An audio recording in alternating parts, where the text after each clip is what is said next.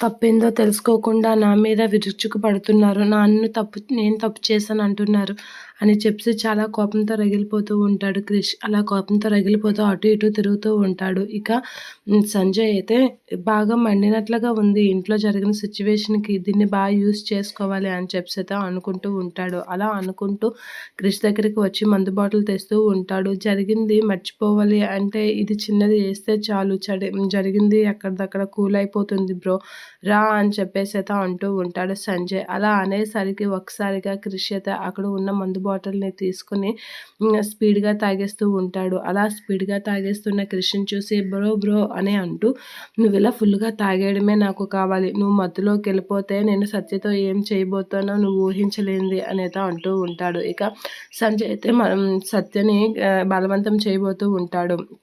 అది ఇక క్రిష్ అయితే అది తెలుసుకోక అక్కడ మత్తులో పడిపోతూ ఉంటాడు. ఇక సత్య అయితే గట్టిగా అరుస్తూ ఉంటుంది. ఇక క్రిష్ అయితే ఒకసారిగా అక్కడికి వస్తూ ఉంటాడు. అలా రాగానే సంజయ్ అయితే సత్యని బలవంతం చేయడం చూసి షాక్ అవుతూ ఉంటాడు. ఒకసారిగా షాక్ అయ్యి అలా చూస్తూ ఉండిపోతూ ఉంటాడు. ఇక సంజయ్ అయితే సత్యని బలవంతం చేస్తూ ఉంటాడు. అది చూసి షాక్ అవుతూ ఉంటాడు క్రిష్.